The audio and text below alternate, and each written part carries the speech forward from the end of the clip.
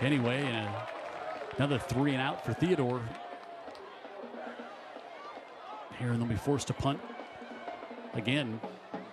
Yeah, they just have not been able to get these first 2 drives anything going on the ground. No movement from that offensive line, and then when St. Paul's brings pressure, they're getting home, making things miserable on the quarterback and the running back. Gable at his 40, a high punt. He'll fair catch this one if he can get there. He'll take it at about the 45. So good field position again for the Saints. They'll get the ball back. Had it just for a brief time last time before they turned it over, but then good field position again. Already on top, 7-0, 5.5 to go in the opening quarter here in Mobile.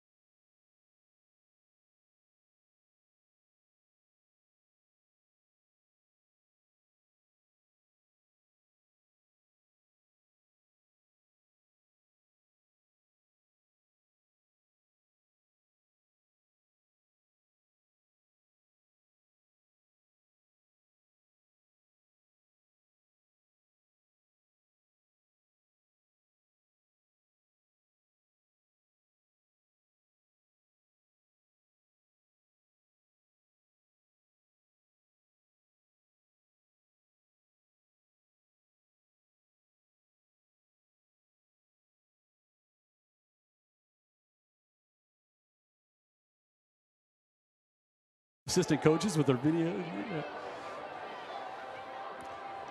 Jim Cox, Dan Brennan back here at E.E. Delaney Stadium on a beautiful night for football here on the Gulf Coast. Theodore and Spanish Fort matchup, 6A Region 1 game here tonight. And Dan, after that first drive, you and I were talking in the break. You didn't have a chance to get to it after the last turnover, but you were like, this St. Paul's offense just looks like a different team from one we saw in week 1. It's not just the personnel, it's the aggressive play call. They were very vanilla against UMS Wright, and they've had a couple of weeks to work on a few things, and it looks like their laboratory workers are very inventive.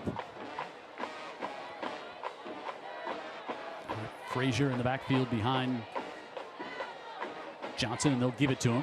Frazier trying to get to the edge, and he crosses midfield. Could pick up about 5 there on first down. We talked about at the beginning of the broadcast about how this was a really important game as far as playoffs go, especially for this Theodore team. Theodore 1-2, and so they've lost to McGill, they've lost to Spanish Fort, so it's like those are tiebreakers. You're really you're really behind it there. They still have to play Saraland yet, and so this is why Theodore really has to get this game. If you're St. Paul's, what you don't want to do is lose this region game, then all of a sudden you fall kind of in the muck.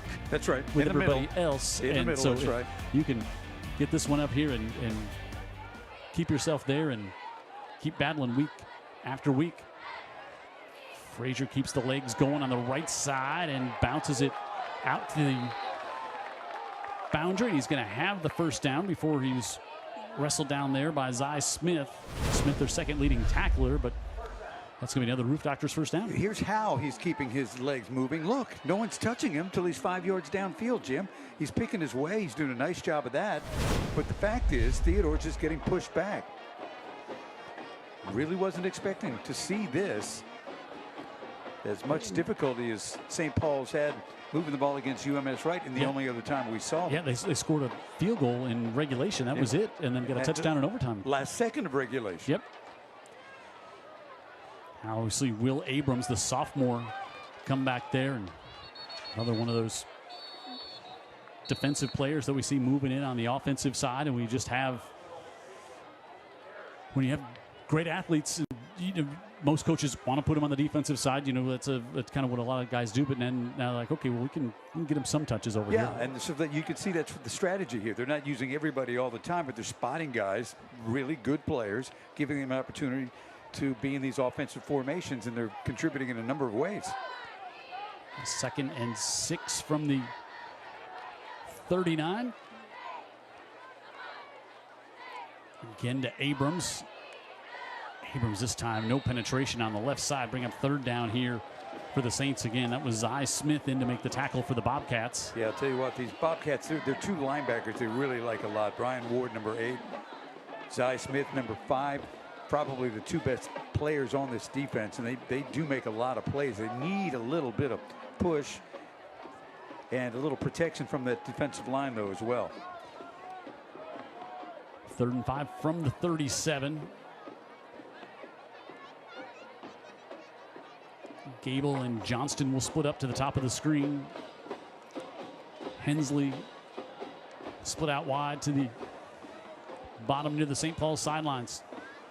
Johnson rolls out. He can pull it down and scramble. He tries to, but he's not going to get except back to the line of scrimmage. Good coverage downfield that time by the Bobcats. Also, the Bobcats had somebody kind of, you would say, in spy mode there. One of the linebackers, not sure which one it was, but he had his eye on Johnson the whole way. Decision here. I'm not sure. Not just you go for it here from the 36. I mean, yeah, they're going to send.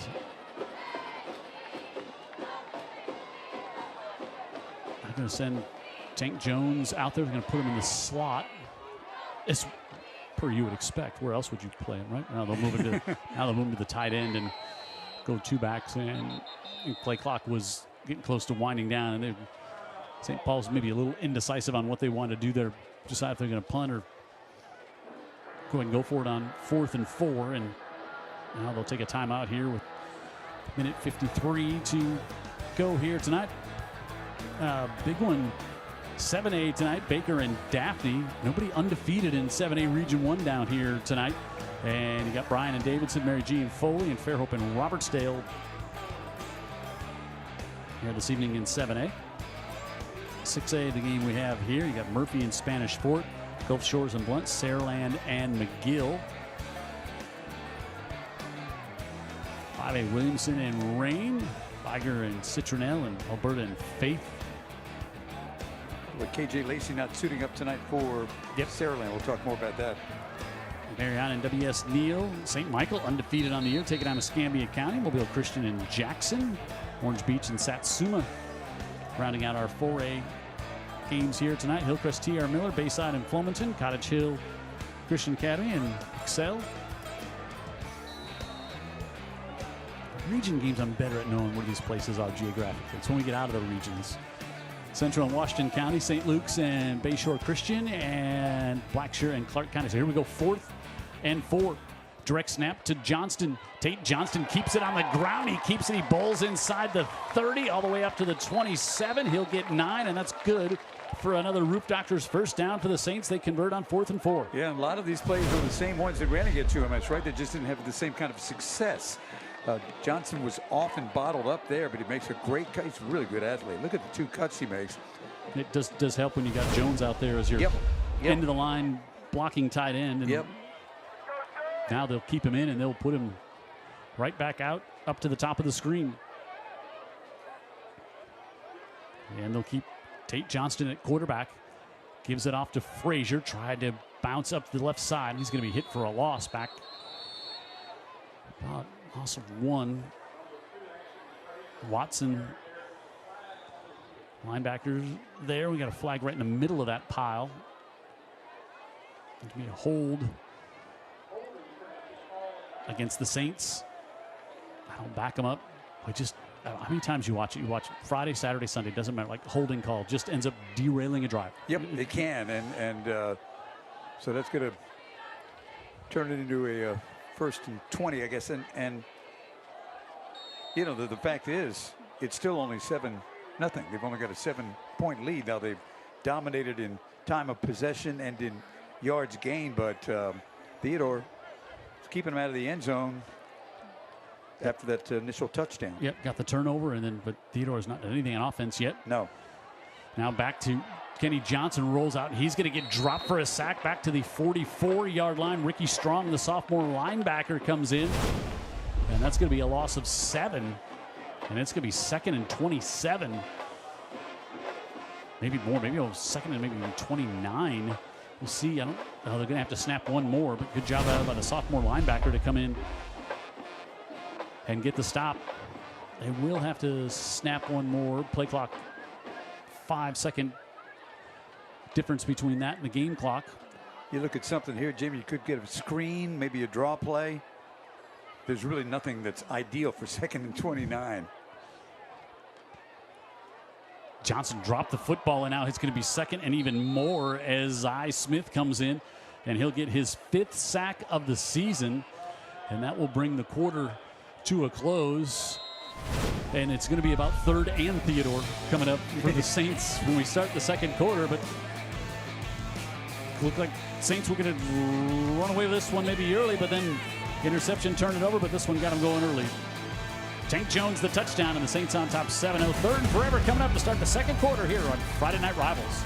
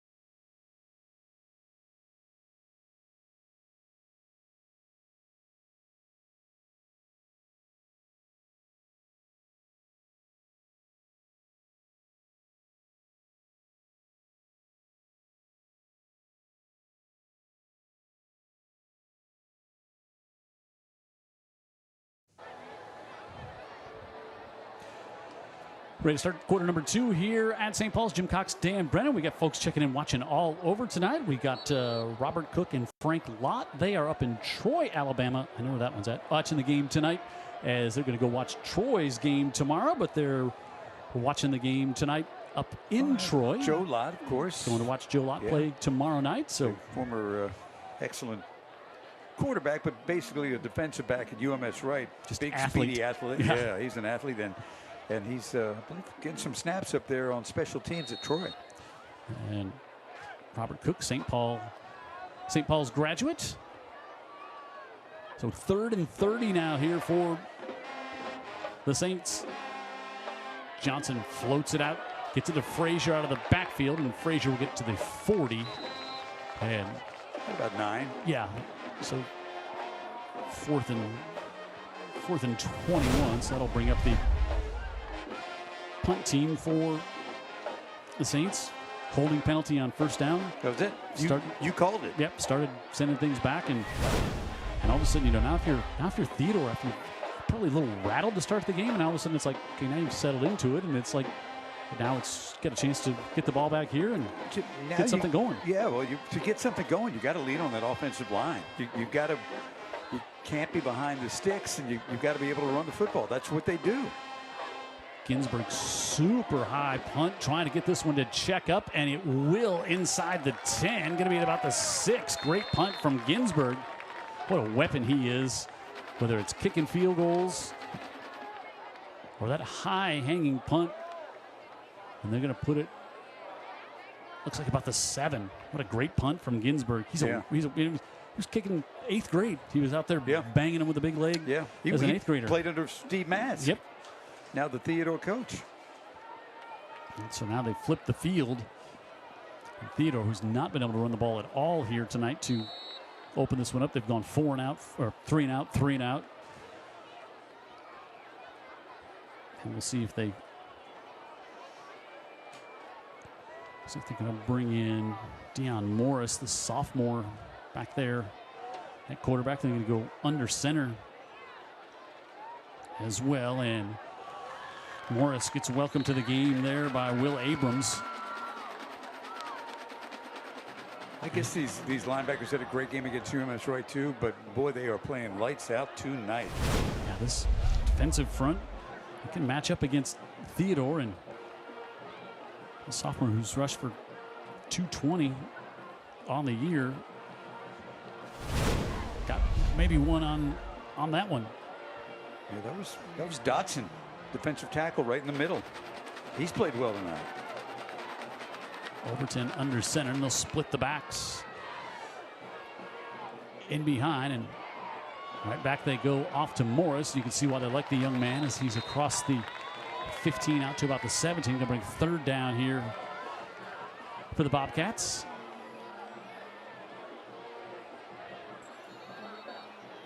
They have not moved the...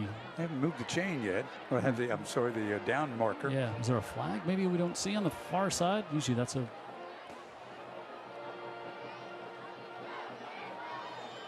indicator on...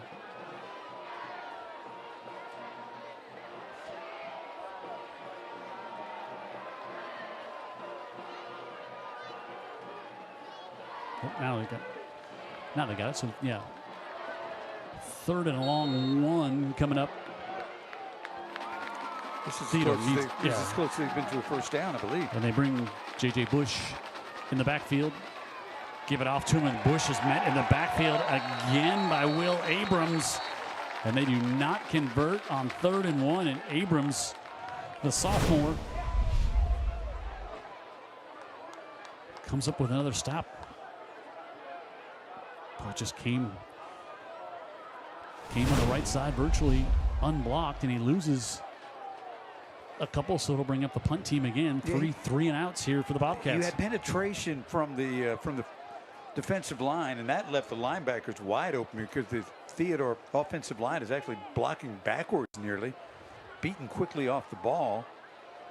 Linebackers like Abrams free to just take advantage of the free shot, and he did it. Gable stands at the 45. Hernandez, not a great punt. He'll go to the 38, so pick up a 23 yards of field position, but great field position here for the Saints inside the 40. Coming up after the timeout here on Friday Night Rivals.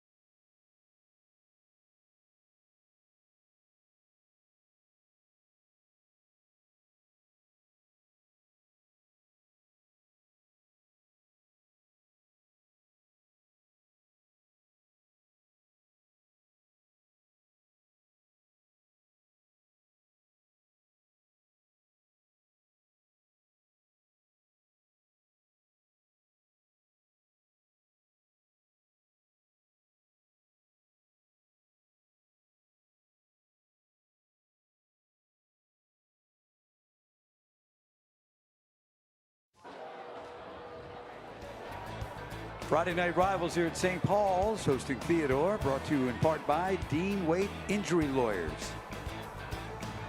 Also by McMurphy Orthodontics. Let's see the smile came with them, courtesy of them. Roof Doctors. Got a sick roof? Call the Roof Doctors. And also brought to you by AMNS Calvert. Up the road, but a big supporter of Friday Night Rivals here in Mobile and Baldwin County. Maybe for Roof Doctors, maybe just get a checkup while you can. Maybe just looking, long range. Maybe even if it's not sick, maybe just check up. Roof Doctors is a good place to call right now. Not a bad idea. Yep. 1st and 10 for the Saints as Steve Mask looks on.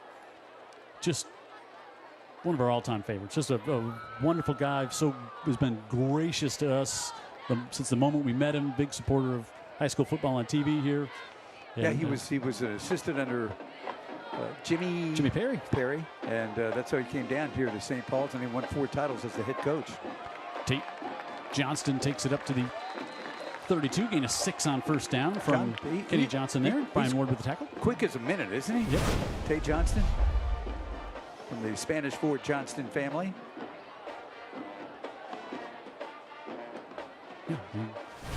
Yeah, get 6 on 1st down, and suddenly playbook's way different than 1st and 20. Exactly. That's exactly what Theodore has not been able to do, is establish anything on 1st down. St. Paul's has done it both in the air and on the ground. Frazier and Tank Jones split to the bottom of the screen. Kenny Johnson will pull it down, tries to get away from an arm tackle, and at least is going to push the pile forward, going to get close to a first down. As he couldn't get quite free of Devon Young, but he kept the pile going forward. He picks up 3, they'll bring up 3rd and short. Young at 3:05. Got the arm on Johnson there. Slow him down. Yeah. Hold on, little fella. 3rd and very short here for the Saints. And this is when we were used to seeing some of those defensive players come over. You get the double tight end, bring a couple of your defensive linemen in. That's right. Now they'll keep things spread out with. And Ham Barnett saw that play clock getting very close to rolling down to 0, so he takes a timeout. So 3rd and short coming up. 7.5 to go in the first. St. Paul's on top by a touchdown here on Friday Night Rivals.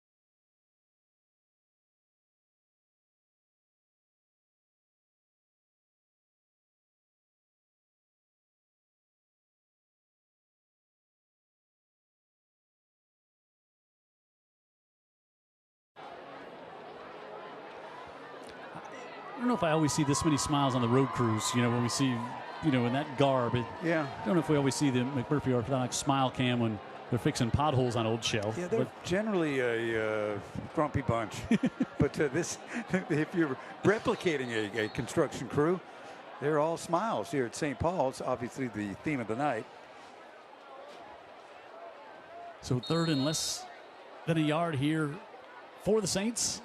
Saints trying to stay perfect on the year, 3-0, 2-0 in the region. This would be a big win for either of these teams. Direct snap, and Johnston is going to pick up the first down, and that'll be a local 119 plumbers, pipe fitters, and service techs first down. And got wrapped up there by Strong, but just got outnumbered here. Johnston just wide open. Yep, there you go again.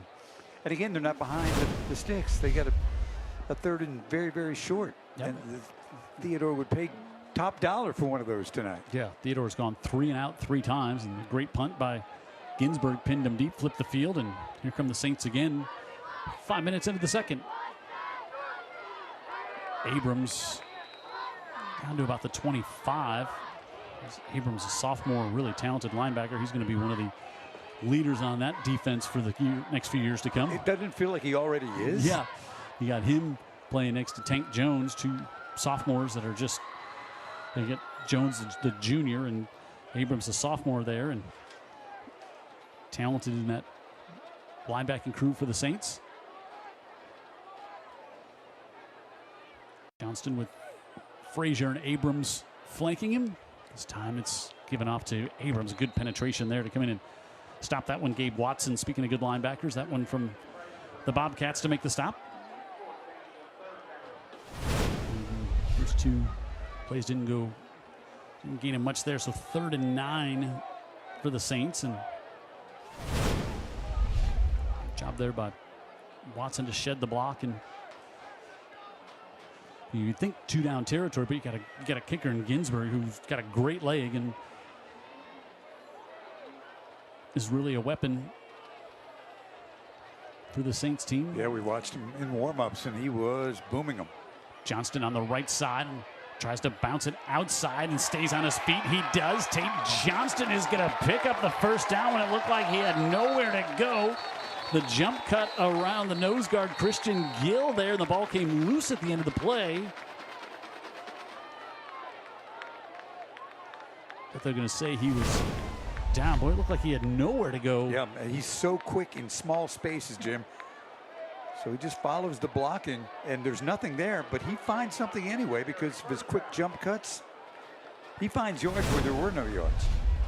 So a local 119 first down, and the Saints have moved into the Dr. Pepper maroon zone as well. They convert there. Going to have to hurry here as the play clock is inside 5, and they just get it off. Johnston gives it to Frazier with a blocker in front is Jones, and it's a touchdown for Frazier. Yep.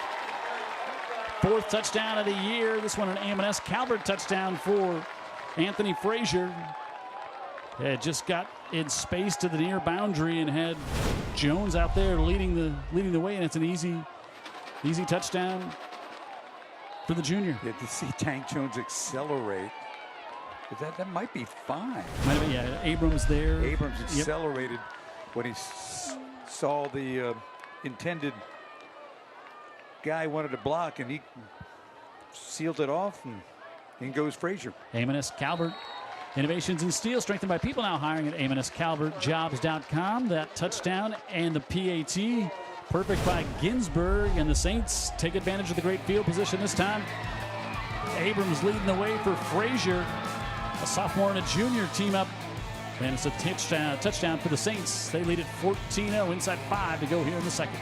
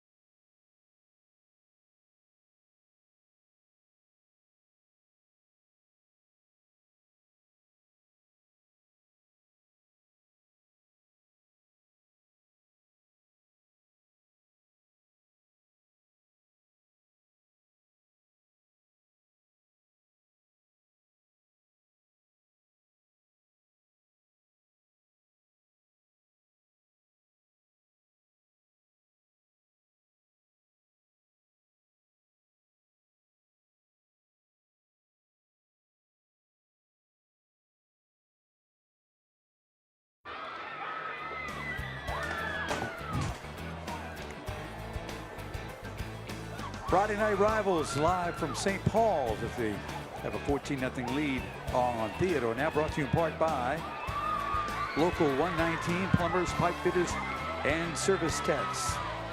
Also brought to you by Herc Reynolds Pro Solutions. And also brought to you tonight by the United States Coast Guard. Protect, defend, save U.S. Coast Guard. 14-0. Theodore has not been able to do anything, and there you look at Anthony Frazier, who had that touchdown, his 4th of the season. 2-year starter at running back for the Saints, and Theodore's got to try to get something going here because they're just not a team that can fall behind. They're not a great from behind team to make up chunk plays and points in a hurry. Well, and there's been evidence of that tonight, right? And so how you begin to move the line of scrimmage and give your best skill people somewhere to go, they're going to have to figure. That's what Steve Mask's thinking about right now. Little pooch kick to the near side, and good job by the Bobcats to cover it at the 35 as he's trying to catch him napping. Maybe that ball hits the ground. You get a chance to fall on it. So that scoring drive, 7 plays, 38 yards, takes 4 minutes off the clock. Scoring drive brought to you by the Mobile County Sheriff's Department. Finished off there by the touchdown run from Frazier that made Coach Ham Barnett happy for the Saints. And Overton will come out with J.J. Bush at tailback. Mike Bragg's the fullback. You just don't see this formation all that often anymore these days, do you, Dan? No, you do not. The I formation with a fullback. No. Jones, and he is hit in the backfield again. This time that's Bush with the carry. Jones made the hit in the backfield, as did Will Abrams, who's having a great night defensively for the Saints, and nothing doing on offense. Almost charged that ball loose. Abrams came in, no gain, so 2nd and 10 for the Bobcats, and they haven't thrown it with much success this year. Sharp split to the bottom of the screen. 3 receivers up top for Christian.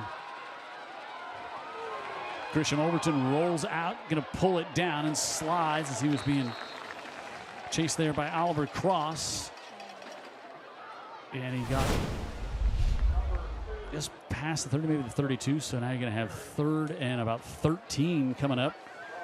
And Overton just, and you got good coverage downfield. The quarterback, who's maybe not super confident, firing it downfield a lot. And now you're in 3rd and long again.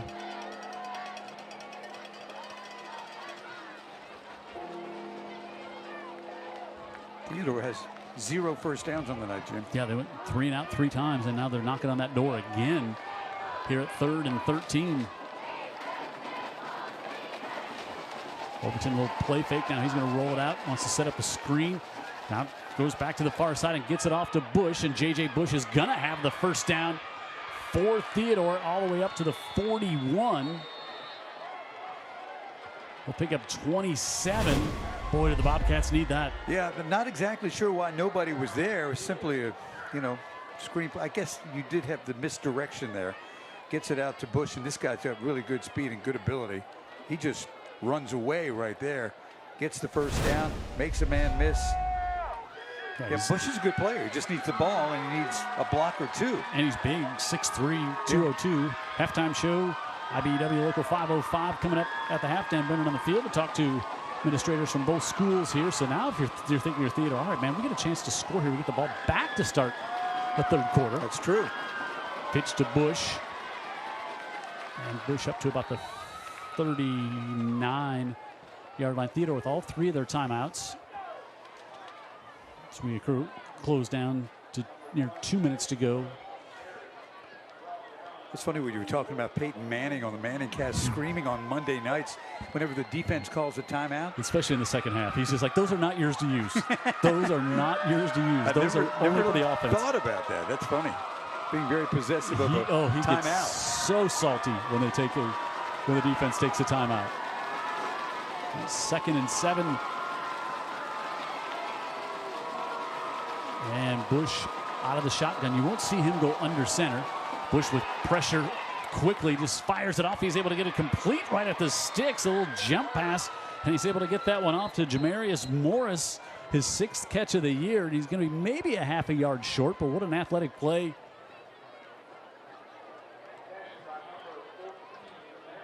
There by Bush, but it's going to come back. Wow. Killer penalty. It was a immediate pressure on Bush with a snap, and let's see if we get the lineman coming downfield here. Maybe our center, maybe Stevens, quickly got down there. Yeah, he was. Yeah, that was him. And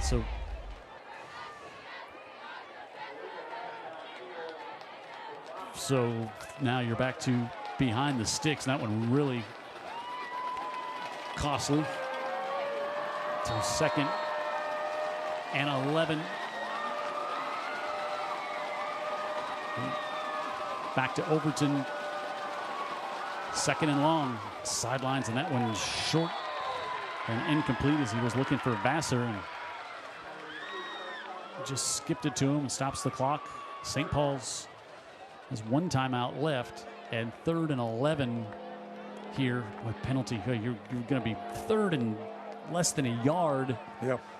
And now put you back in behind the sticks. Well, lineman downfield really didn't hit anybody. He just happened to be in violation where he needed to be at that time. In the play, I mean, Bush had pressure on him right away, so he had to scramble a little bit, and that threw the timing of the play exactly right off. Overton from shotgun. He'll look far side, able to get it off, and he gets it complete to Vassar. But Vassar is going to be short of the first down at the 35. I wonder if Burnett will take a timeout here. Might use his last timeout. He does. Nope, Theodore's going to take a timeout. So Theodore takes the timeout with 1:03 to go at 4th and 4 at the 35. One big play today has been a swing pass, I would guess you would say, not even a screen pass. And Bush was able to use his ability and his speed. And he's had a good few weeks. Yep.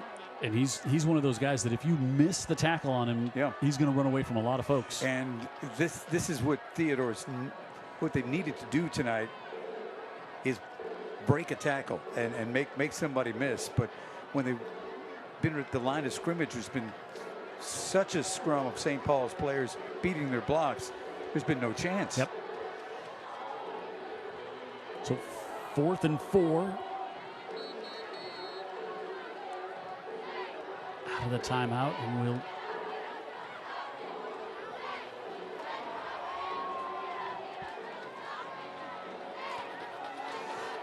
coming up at halftime. IBW local 505. Dan Brennan will be down on the field. See how this 4th and 4 shakes out.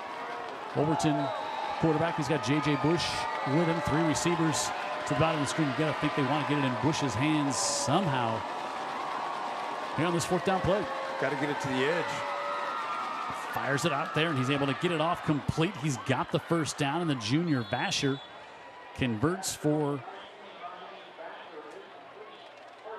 the local 219 first down. Big first down there for Theodore, and they'll wind the clock here at the 27, make it the 28. And now, as we said, Theodore will have it to open up the second half. So if they could get one in the end zone here, this would change the dynamic of the game around in a big way. Give it to Bush, looks to turn the corner on the left side, breaks a tackle, stays in bounds, and he's going to have another first down, and it's going to be 1st and goal at the 10. And now this offense starting to feel a little rhythm here on this drive. Another local 119 first down. You got to go to the edge because there's just not enough blocking inside, and Bush shows he can break a tackle, and he's got speed. Dubose with the tackle or the block there on the edge, and St. Paul's uses their last timeout, and Theodore's moved into the Dr. Pepper maroon zone. Well, how huge would it feels like it just feels like St. Paul's has dominated this game. It really does, and they get a chance to score here, and all of a sudden it's a 1 touchdown game going to start quarter number 3. No, it changes everything. And not only that, if Theodore can cash in here, Jim, they found something on offense. Yep. We've been waiting the whole half. They weren't finding anything on offense. Well, get that tailback on the edge, get him a block. He can do the rest. We've seen that here. Just 38.8 seconds remaining. Theodore got their first win of the season last week. They beat Baldwin County, but starting out 0-3, as we said, that was a tough start. The season, the one, I think they're just shaking their head. That they're like, how do we lose to McGill? Nothing against McGill. They thought we were a better team than McGill going in. They had some special teams problems. Rainy night, as we saw, in week 3. That's the one they're just shaking their head like, how did we let that game slip away? Yeah, McGill with 6 field goals in the monsoon. Never got to the end zone. All right. So Theodore back here at 1st and goal from the 10.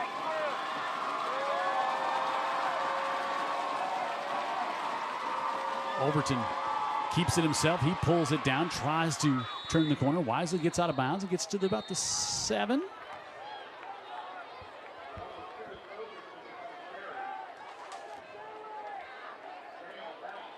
And so 2nd and goal, but he got the clock stopped with 31 seconds remaining here in quarter number 2.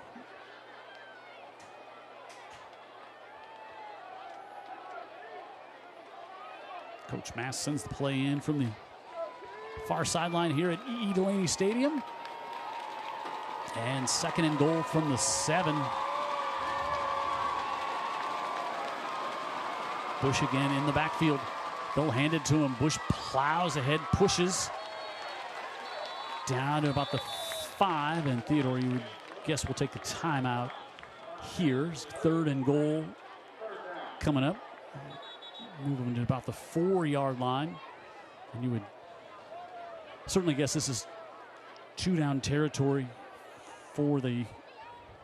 I just think Steve Mask would go for it here, just knowing you got to get touchdowns in this game.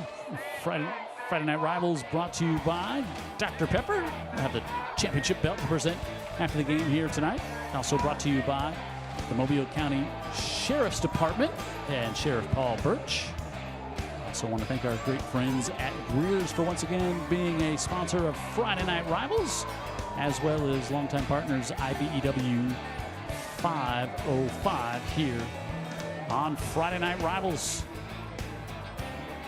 23 seconds left. This game has been really felt like, as I was saying to Dan, dominated by the Saints, yet they only have the 2-touchdown lead. Time of possession coming back to a little more balance. 13:42 for St. Paul's, 9:40 for Theodore, but Theodore is on an impressive drive here. And 3rd and goal. Overton gives it off to Bush. Bush trying to spin forward. Bush continues to push, and he is. And they have no signal yet. He's in for the touchdown. J.J. Bush on 3rd and goal takes it on the right side and continues to push and gets behind that big offensive line. Kept the wheels moving forward. Took the hit and falls forward into the end zone for an A&S Calvert touchdown. A&S Calvert, innovations in steel strengthened by people, now hiring A&SCalvertJobs.com. Cunningham for the point after. And it's good. He's 10 for 10 on the year. And the Theodore Bobcats get a late touchdown, and it's 14-7. This maybe, yeah, they're 14-7. And wow, they get the ball back to start the 3rd quarter. And it looked like this one, the Saints had the clamps definitely on that Theodore offense, but then they get something going. As Dan said, they found something on that drive, and the Saints out of timeouts. And you would think, barring anything catastrophic here on this kickoff here, the Saints will take a 7-point lead into the locker room at halftime, and Theodore's got to feel great about themselves after getting that late touchdown here to get on the board and get their first down of the night on that drive.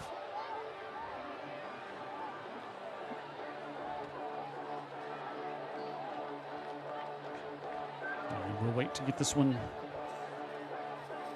kicked off and see what the Saints do without any timeouts and what they do on this kick here as Bryce Cunnell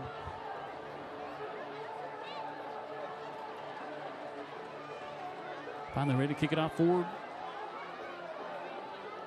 the Bobcats here. Down the middle of the field, takes a bounce and picked up there by Gable, and Gable hit it about the 32-yard line, and 9.9 seconds left, and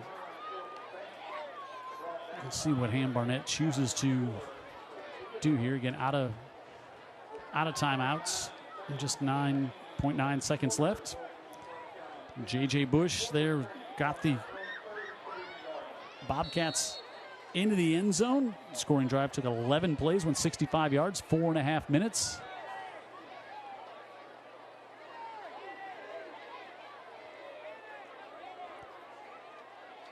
And Saints don't have enough players out in the field, and they were kind of missing the most important one, Kenny Johnson. They were waiting on Johnson to come out there. He's just going to take a knee. You would guess, unless there's something up their sleeve. No, he'll just take a knee and close out the first half at 14-7. Dan Brennan will catch up with Ham Barnett. He's probably not going to be happy about that late touchdown they gave up here. So let's go down to Dan on the sideline. Dan. Talking with Ham Barnett, the head coach at St. Paul's. You're up one score now. What happened at the end there that allowed Theodore to suddenly come to life? Well, their midfield got a big 3rd and 9 right there, and you give up big plays on 3rd and 9. That's kind of what happens. They got the momentum right there on that drive, and they had the momentum right there, and our guys looked tired on that drive, frankly, and so we got to get them ready for the second half. Guys had a great first period, and of course, even into most of the second period, you pretty much had things going your way. You used a lot of defensive players on the offensive side. Can you continue to do that in the second half?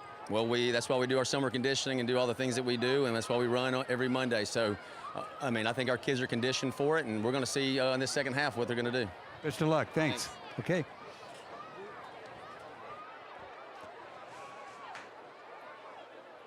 So that's Ham Barnett, and yeah, I think he's probably going to challenge those, challenge that defense that he thought looked a little tired there.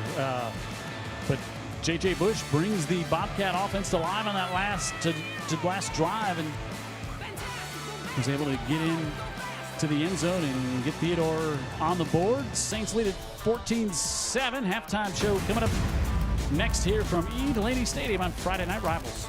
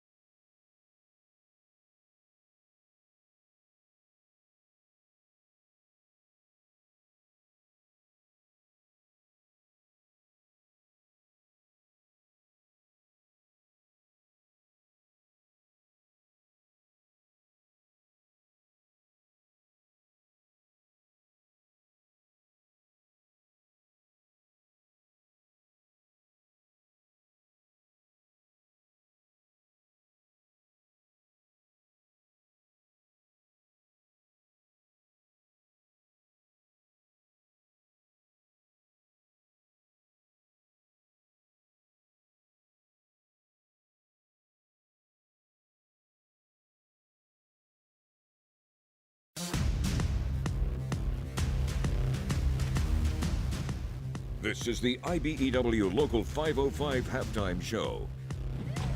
Halftime at St. Paul's. St. Paul's leading Theodore 14-7. Dan Drum is the assistant head of school here at St. Paul's. I think that sounds like a job that entails a lot and probably keeps you humming all day long. It does. It's being pre-K through 12. Yes, there's a travel around on 2 different campuses. So yes, it keeps me very busy all day long. What are some of the main things that come across your desk day to day, and some of the things maybe that you're most proud of? Day to day, honestly, varies on what's going on.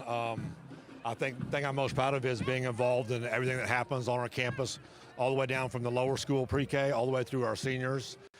Being able to have the chance to be a part of those, real special watching them grow up from pre-K all the way through senior year. I had one do that here. You did? I did. So let's talk about the success that St. Paul students have when they go off to college with the great scores that they get in high school, ACT scores, the success that St. Paul's breeds. Honestly, I think that's a tribute to our teachers and staff. They do a great job of pouring into all of our students and getting them to believe themselves and getting them ready for the next level, what's going to be ready for them. And again, our teachers do a phenomenal job of preparing them in all walks of life. Thanks again for your time, and thanks for welcoming us to this beautiful campus. Yes, sir. Thank you. You got it. We're going to talk to Kendall Goodwin. Goodwin is the assistant principal at Theodore. I am. Yes, sir. Good to see you, Kendall. How you doing, sir? Good to be here. Been bumping into you for years. I know, Usually it was on a football field. Yes, sir. That's correct. Talk about your history of coaching in this county. Yeah, I've been coaching for a while, and right now I'm making a transition over to being an admin. It's busy. I'm definitely enjoying. I'm being back at home at Theodore. I'm a Theodore alumni, class of '99. I'm excited to be back at home and serve my community. I didn't realize that. Yes, so sir. you were a Bobcat back in the day. Yes, sir. All these academies you have, it's very impressive, the different academies you've got at the high school to try and lead kids into the right direction for their careers and their work or their study. Yes, sir. Right now we have our signature academy of engineering. It's a great academy right now for us and everything. And one of our newer academies is logistics. It's a newer academy right now. We have a great partnership with different businesses in the community in Mobile and Theodore, and we're basically excited for that. And also our program called the BOSS program for our incoming freshmen.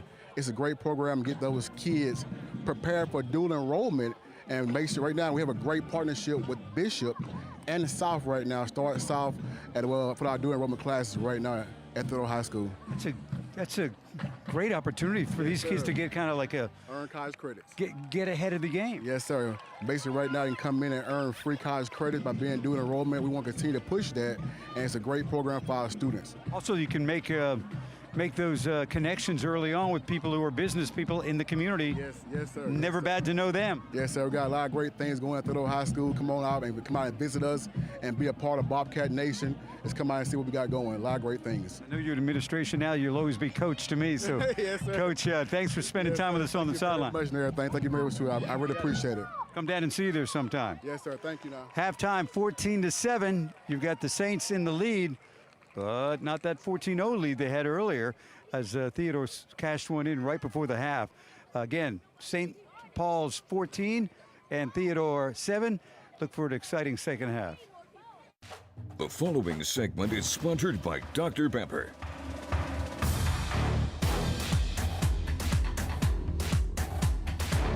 Well, here at Coca-Cola United, there's something that a lot of people don't understand about the Coke business. They see Coca-Cola and you drink the Coke, it tastes good, it's fun, all that stuff. But what a lot of people don't understand, we have multiple departments within Coca-Cola. We have a marketing department, we have a trucking department, we have fleet mechanics, we have obviously our delivery merchandisers that deliver the product, we have a sales team, we have a manufacturing department that actually bottles here in Mobile, and then we just last year built a $45 million automated, state-of-the-art automated warehouse here in Mobile. So there are so many different pieces to be able to answer that question of what does it take, what do you need to specialize in? It's really hard, difficult to say, because you can do it all at Coca-Cola. There's a lot of opportunity for everybody.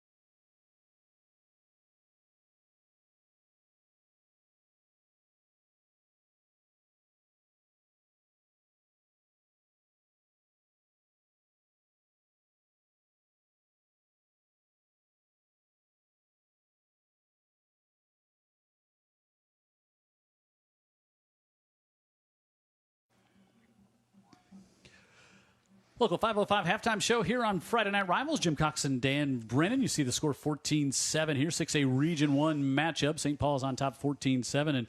And Ham Barnett was talking to Dan Brennan down there in the field, and he's a little upset that his defense looked tired on the last drive. I think that was the big takeaway. Yeah, he was. And I mentioned to him, well, you do play a lot of guys both ways. And he said, well, that's what conditioning is for. But it is a strategy that seems to be something new to them in game action. But those guys playing a lot of snaps, it's good because the best athletes are on the field.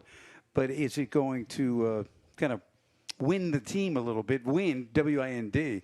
We'll see. But that's the only time Theodore got going was the very end of the half, and they finally found an offense. Yeah, first down on that last drive first down of the half. Take a look what these teams have coming up to close things out. We talked about, we're week 5 of the season and why this is so important. You see three in a row by Theodore. I said last time they opened up the season 0-3 was 1999 when they lost their first 3. They're actually 0-3 in 2014. There were some forfeits in there and things, but they actually lose on the field. So, lost to Baker, 7A team. Spanish Fort, double overtime game there. That was a tough one. The McGill and the Rain, that was one they really felt let slip away. Yeah, I mean, no pun intended, right? Right, and no excuses, but they felt like the Spanish Fort game was there for them to win, and the McGill game as well. So there's 2 losses that preseason you're thinking going to go 1-1 at the worst of those games. Think, yeah. So and then tonight starts 4 in a row on the road for Theodore. Here tonight, then at Fairhope, they'll take on Murphy. Then they get their off week. Then they go down to the beach.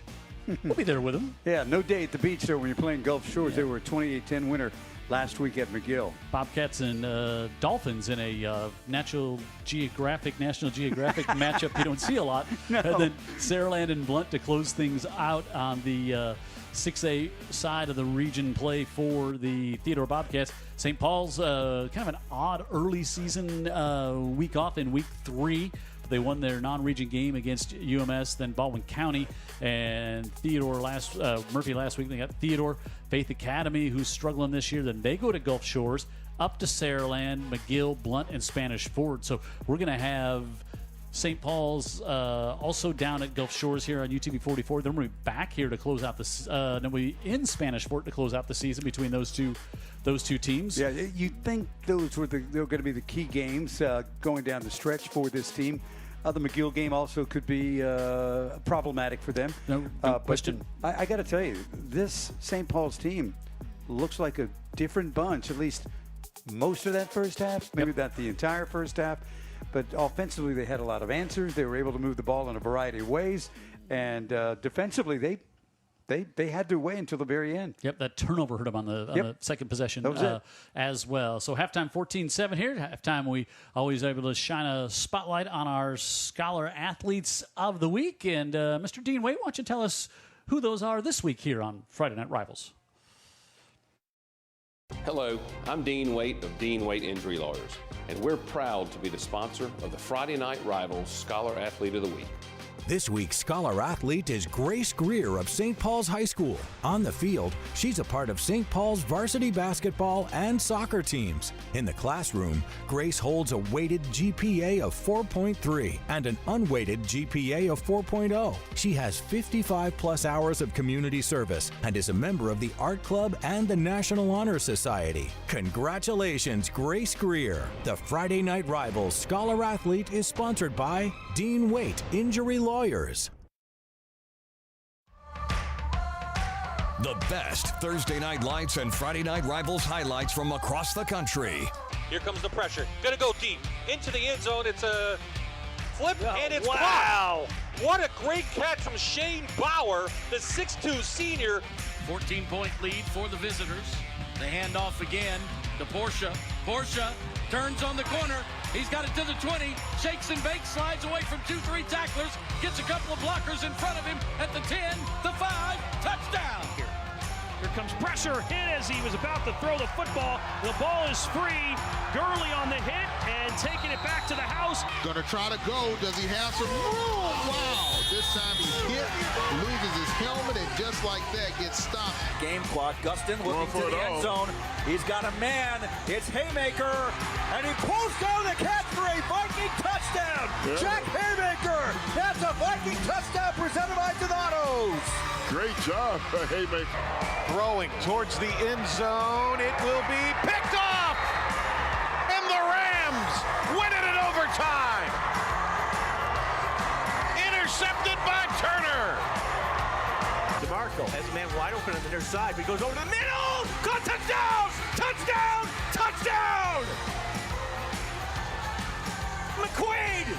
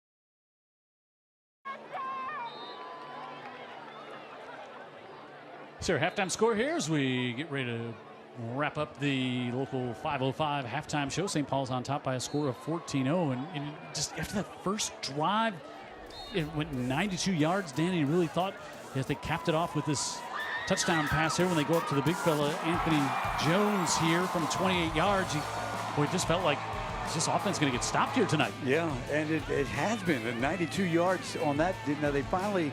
This kind of hurt them here early in the first quarter. Interception, got a little greedy, right? Yeah, because they forced a 3-and-out, and they turn it right over, got it back, and then able to score here in the second quarter. Frazier with his fourth touchdown of the year, first of the night, but then Theodore answers back in the 4.5 minutes at the end of the first half, score with 14 seconds left, get their first down of the night on that drive.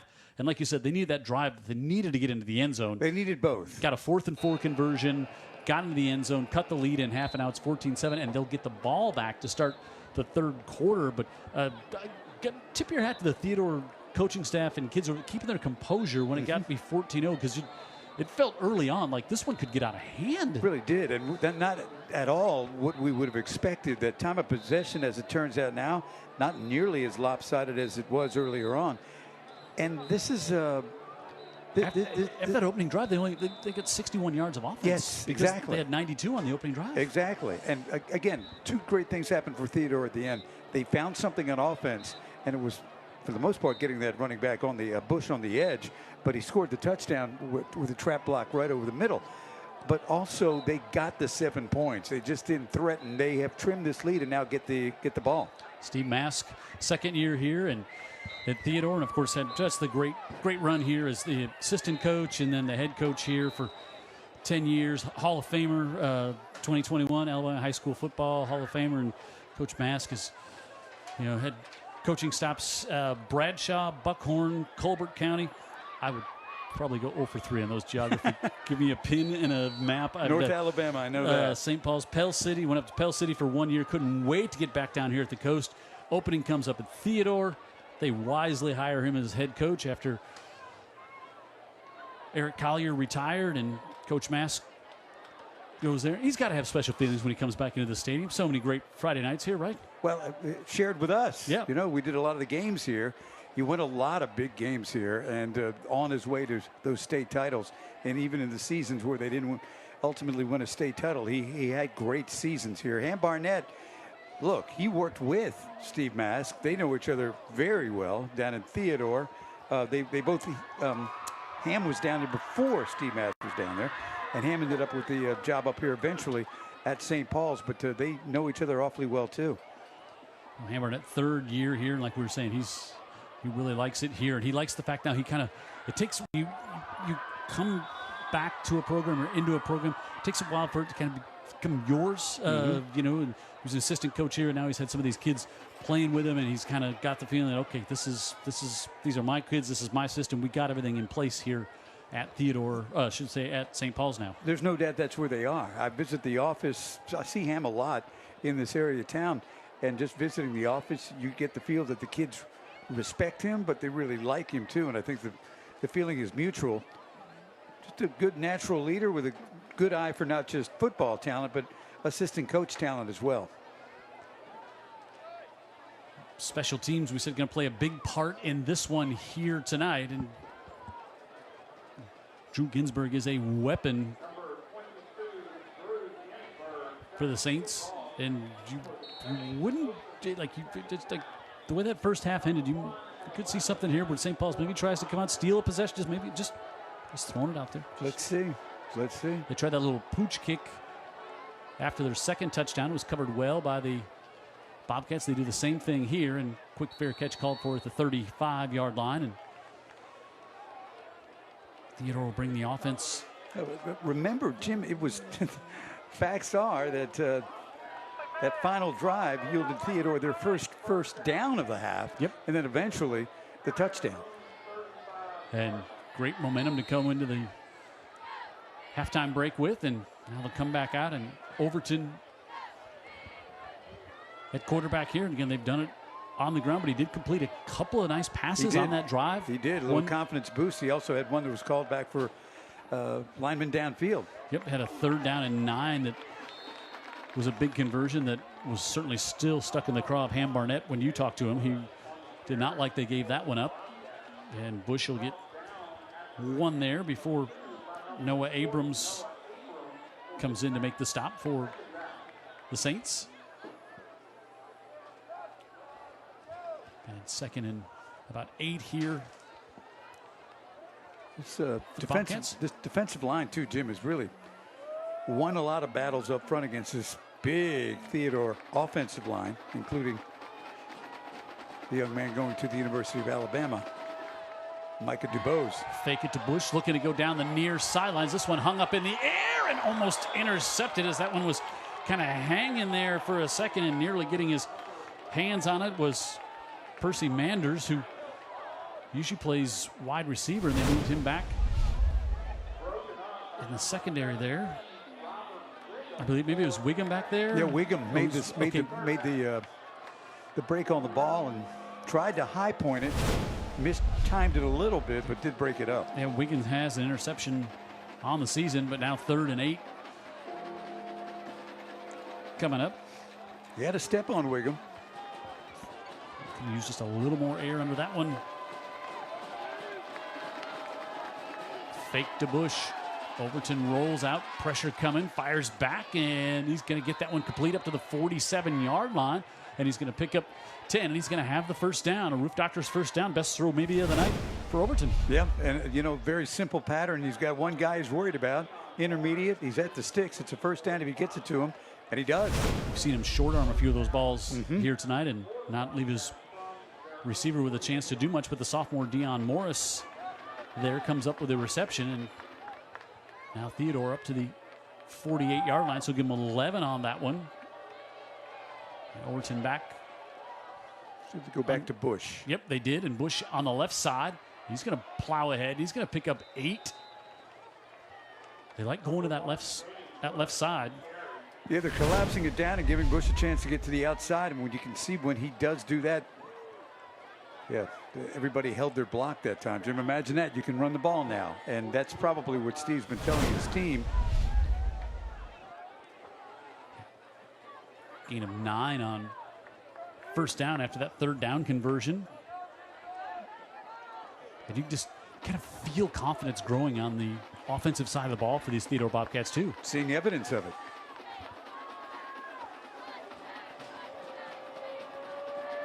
Play clock inside 5.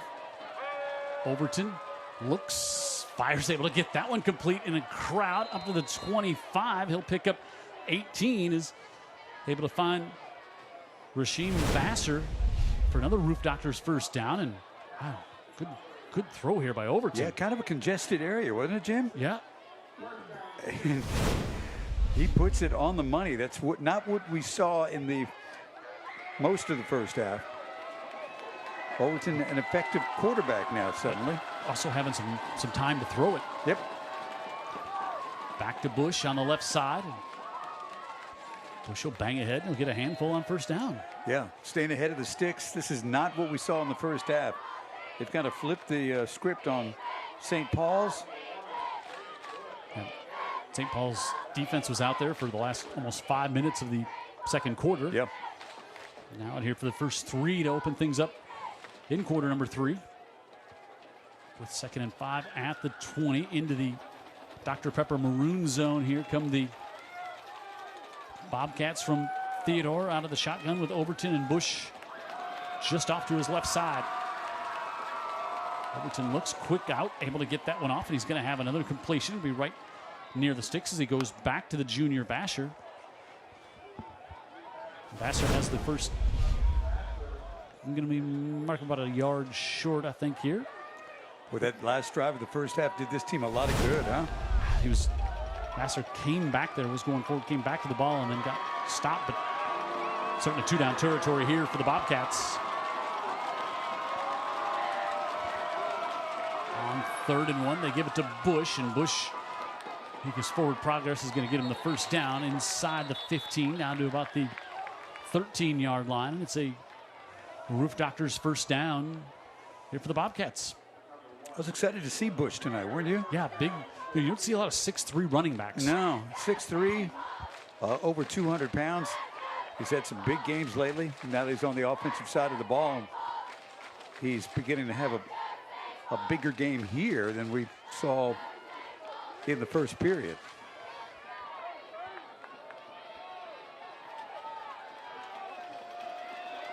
Two tight ends, wide receiver to the bottom of the screen. They pitch it back out to Jones. Pressure comes in. He gets away from some and stays on his feet, and he'll get maybe back to the line of scrimmage, but Saints got that one bottled up, and then he brought it back to the near side to maybe he'll get a yard out of it all total, but Bush.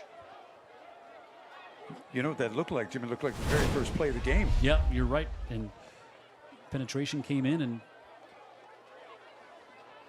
there was Abrams there and broke out of the tackle, and then he slipped away from Cross.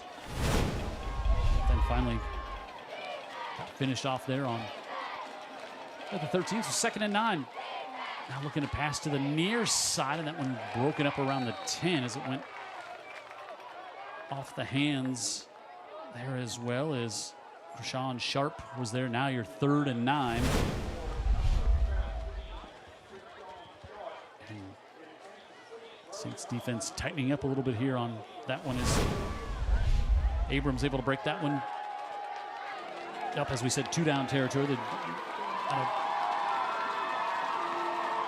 Not much of a doubt about that. They converted this one on that drive at the end of the first half. 3 receivers down to the near side. And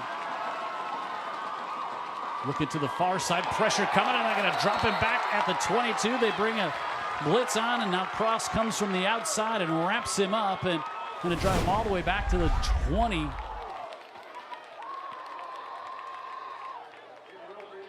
And that's going to bring up 4th and almost, 4th and about 17 here. They're going to try the very long field goal from, this will be a 37-yard attempt, as long as 33 on the year. Cunnell is 1 for 2 on the year. That's a great play by Cross, by the way. He's had a good game. 37-yard attempt, up and high, and it's off the upright. Hits the left upright, started to fade that way, and hit it square down the pipe. So the Saints come up with a stop. Theodore goes 5.5 minutes, comes away empty. 14-7 halfway through the third here on Friday Night Rivals.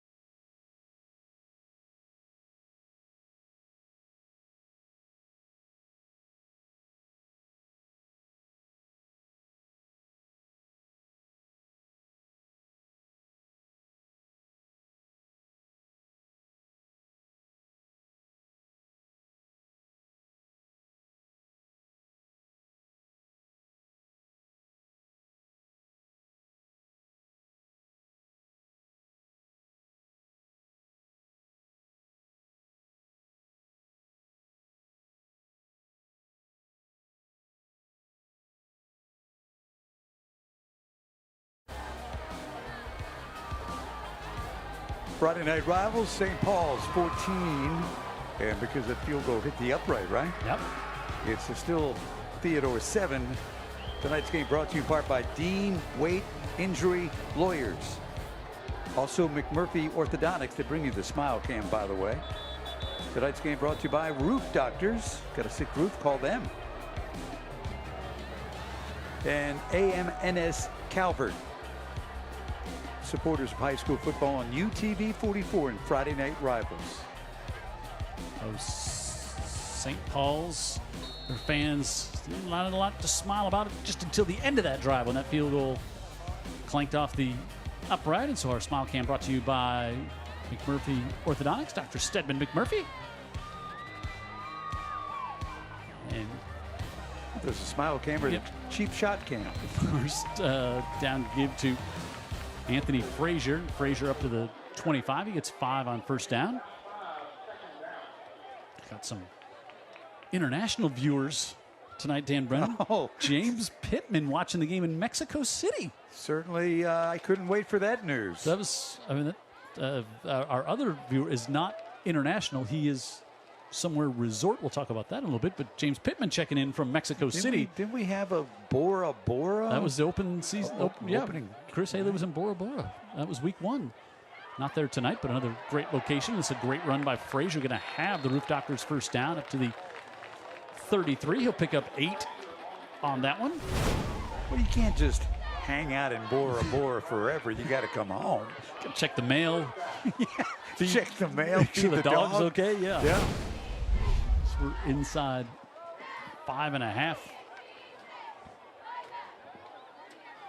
here in the third quarter. Jim Cox, Dan Brennan at St. Paul. Like, how great is this field every time we come here? Just in It's amazing. Immaculate shape.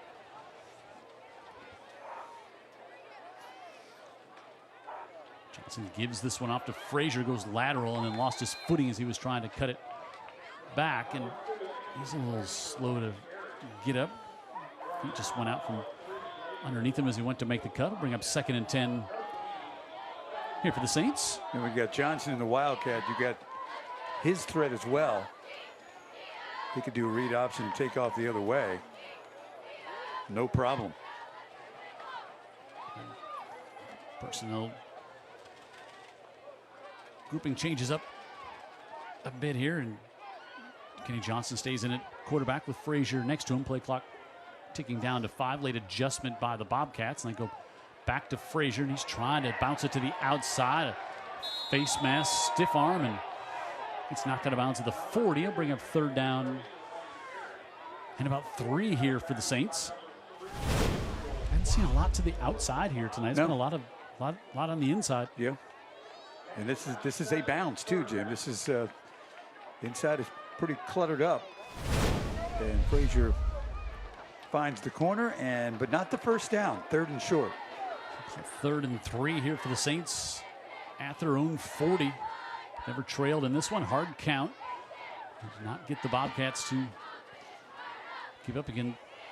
Saints went 92 yards on the opening drive, but since then it's been a little more tough sledding for the Saints. Frazier on the left side, and he's going to fall forward, and he's going to have the first down. Yeah, good movement by Frazier. He and Johnson both really good at shortcuts inside short space, small space. Watch here.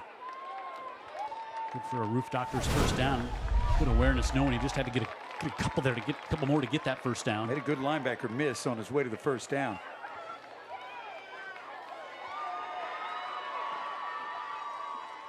We'll stay with Johnson at quarterback, and now they'll bring Noah Abrams in, linebacker in the backfield. They'll give him the carry, and he matches up against Brian Ward there. 2 outstanding linebackers here tonight. And we've seen Will Abrams back there. That's the first time we've seen Noah Abrams come in.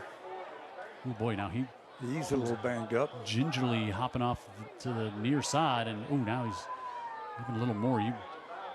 That's the danger when you start playing guys 2 ways a little bit. Those guys are very valuable on the defensive side. He got 4. And Will Abrams will replace him in the backfield, and he goes off the left side, and it's maybe 1, and 3rd and about 5 coming up here for the Saints. Waiting to see Johnston keep it at quarterback. Very capable, speedy runner. Yeah, we haven't seen the Wildcat much here. They've been staying with Johnson at quarterback, and I'm sorry. Yeah, Johnson is a quarterback. Yep. Now it looks like now they might go with Johnston. Right on cue. No, they'll put him back out to the near side, and they'll keep Kenny Johnson at quarterback on 3rd and 5. Johnson steps up in the pocket, unloads down the right side, hangs that one up. Nobody around except Jacoby Whitfield with his 2nd pick of the night, and he races up the far sidelines, and Whitfield all the way up near the 30-yard line. Johnson's 2nd interception of the night. And that was some miscommunication there, because there was nobody around that football except white jerseys, and Whitfield has his 2nd pick of the evening. I think you had a receiver down there, Jim, but he was just double covered. The safety came over and made a really, really good play. And did he know what to do with it once he picked it off? Watch Johnson. He doesn't see the double team. He doesn't see he doesn't see the help. The safety comes over, leaving one receiver wide open. But, man, he turns on the speed. It might come back a little bit with a block in the back maybe, but still up to the 37-yard line. Yeah, he was trying to get it to Cam Gable, who usually starts at safety. They put him at wide receiver, and now Theodore brings this St. Paul's defense right back out in the field with 2 minutes and 9 seconds to go here in the 3rd. Overton play fake. Now he wants to go to the near side, hangs this one up. There's some contact, and I'm going to say let him play there as Colin Allen split out to the near side. That was a good no flag by the officials there. He lost his balance, and he created the contact, and the ball was, I think, well overthrown. But you kind of see a little more confidence to take a shot downfield here. Yeah. Overton steps in, and as you watch, there's no Your feet may have got a little tangled, but that was a good. And the referee official was right in great position to watch that one. 2nd and 10. You do like to see that shot play after a turnover, don't you? Like to see that big chunk down the field. It's amazing how often you see it. It's amazing how often it works. Fake again. Now they want to take another one. This time they want to go up the far side. And is he inbounds? We've got a whistle back up here. Out of bounds. They'll bring up third down. That's why it's tough for us to see from this angle where exactly he was. Can see it better on the screen, and I guess he was bobbling it. That must have been. But he hit it out of bounds. Better to look right here. Boy, that was a good throw. That was a good throw. It was really close. He did not have possession, so 2 big throws downfield on first down after the turnover. And Vassar will now split out wide. Play clock, they're going to have to hurry. Did they give up? Did they get it off, or did Steve Mass take the timeout? I think Steve Mass took the timeout. So yeah, on 3rd and 10, you can't take a delay of game there. So 3rd and 10 coming up. St. Paul's leads 14-7. Theodore's got it at their 37 of the Saints. We'll have that big 3rd down play coming up right after this on Friday Night Rivals.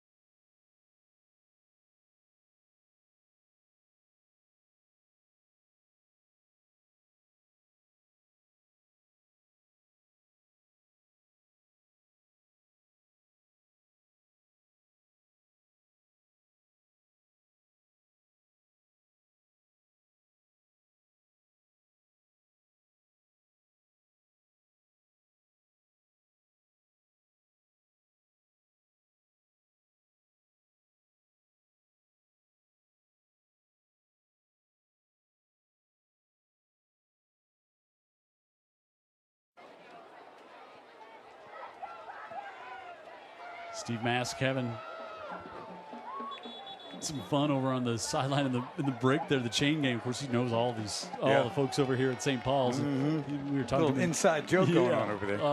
Lots of hugs before the game with St. Paul former players out on the field and former coaches, and all giving Coach Mask a hug. So 3rd and 10 here.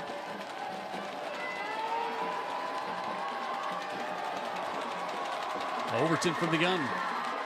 Gets it off. Bush bobbles it incomplete. Trying to set it up. That was just a little in front of him, and Bush was trying to streak up the sidelines, but Bush saying to his quarterback, I should have had that one for you. So now you're going to have to punt after gaining no yards after that Whitfield interception. But a chance you had the interception, you had the block in the back, I guess, that brought it back a few, some yards, 10 yards or so from where they would have been, but lost opportunity. Yeah, but they can maybe flip the field and keep the Saints pinned down. Gonzalez knuckleballs this one to the near side, and Gable takes it at the 15. So I think something too we might not want to overlook is just these 2 defenses have played pretty good for the most part here tonight. They really have. I mean, I'm looking at the total yards right now, and there's not a lot to report, really. St. Paul's is rushing for 111 yards. Theodore only 43. Passing both around the same, right around 70 to 80 mark. But what looked like going to be a high-flying offense to start the game with St. Paul's, all that has really calmed down from the second period on. Yeah. 2 turnovers. That Coach Ambernett was telling us before the game. He said, we've got to win the kicking game. We've got to win the turnover game. Yep. Well, the 2 turnovers.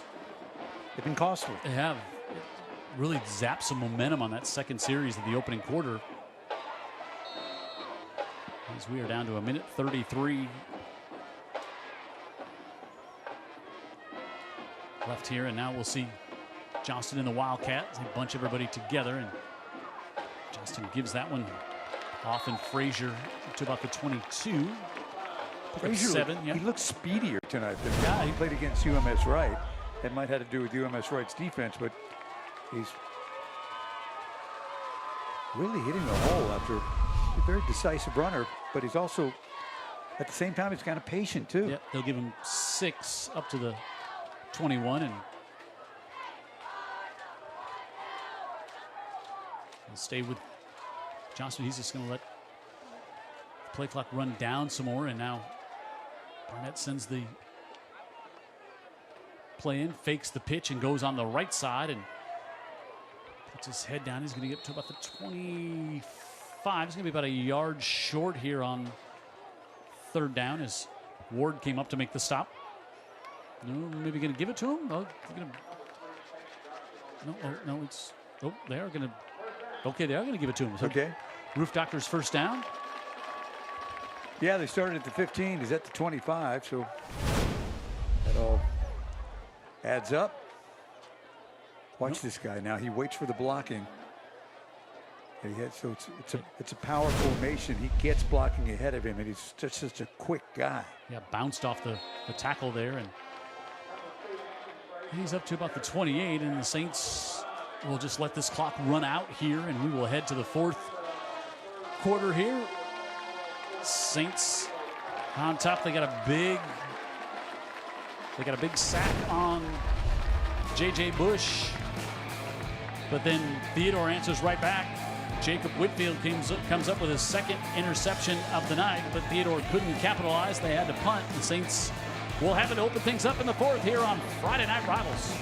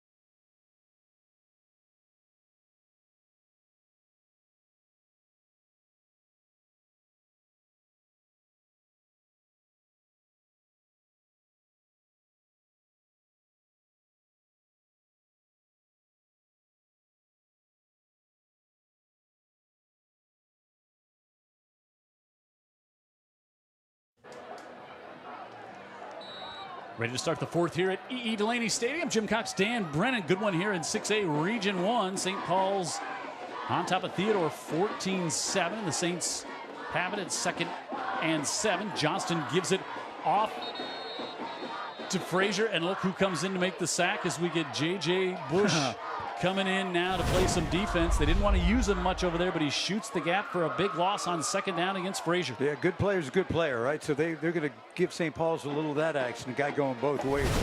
He played a lot of linebacker earlier in the season. They just moved him to running back. He's had great success, but you can see he knows what he's doing on that side of the ball. Loss of 6, so 3rd and 13. Team that's been more behind the sticks here lately has been St. Paul's. Agreed. Johnson looks to set up a little screen. That one's knocked down and incomplete, and the punt team will have to come on for the Saints. It has Christian Gill, 5'11", 305. I haven't seen a lot of screens here tonight. Well, Gill beats the block and makes the play. It's the big right hand up there. And wow. That might not have been beating the block as much as he was able to penetrate because the blocker was heading downfield to block for the screen. Looked like an inside screen to Johnston, who's got the big leg. Rugby styles this one, and a fair catch called for. Good catch there by Dion Morris. And that's a tough punt to catch. No kidding. Got a little rugby style, a little end over end, and you got blue jerseys racing down on you on top of it. But the one good thing you have here at St. Paul's is you got a good field under your feet, so not as much slipping. Pretty amazing job that they do at this at Delaney Stadium. There's our Smile Cam, brought to you by Dr. Stephen McMurphy and McMurphy Orthodontics. They can make you smile. I mean, they can make your smile even prettier. As now we see Whitfield is going off. It looks like Whitfield may be suffering from some cramps the way they were stretching him, and Whitfield has got those 2 interceptions. Yeah. So it would be a loss for the secondary pursuit. You can see he's trying to stretch that leg out, spraying some. It should be temporary. Powerade on the calf. It's a little known technique to spray Powerade on a cramp, but apparently it does help. So Theodore, who's really controlled the time of possession since the latter part of the second period. Now we're early in the 4th. Now pulling it down. Overton kept that one, and the Saints sniffed that one out. And Oliver Cross in there to make the stop, and his 2nd tackle for a loss on the season. As Overton doesn't pull it down a ton and keep it himself. Well, when he did, there was Oliver Cross. How you doing? And Cross with another tackle behind the line. He's done, again, very good game. They've got a lot of good players on that side of the ball. Yeah, they lose 4. And second, we'll call it 3 officially. I guess we'll call it 2nd and 13 here as you look at Cross, senior defensive end for this Saints team. Good sized kid. Overton quickly to the far side, able to get that one off, and he's got it complete. And there's Vassar. And Vassar is going to be good for the first down. Yeah. Vassar's going to get the first down. Is local 119 first down. Good job there on the 2nd and 13 to convert. So what Nobles was doing right there, he was trying to strip the ball out from behind. Vassar, the junior, with a couple of catches so far here. I should say Abrams, my mistake, sorry. Give off and up in the air.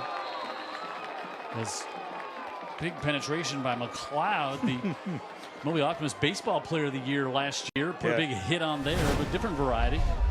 You don't usually see a kid this big that's a really good baseball player.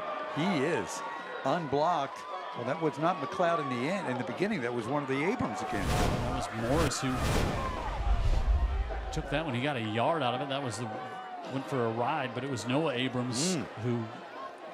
And that's good to see him back. I remember he limped off after he came in and ran the ball one time. Yeah. Fair season's coming up. He took a ride right there.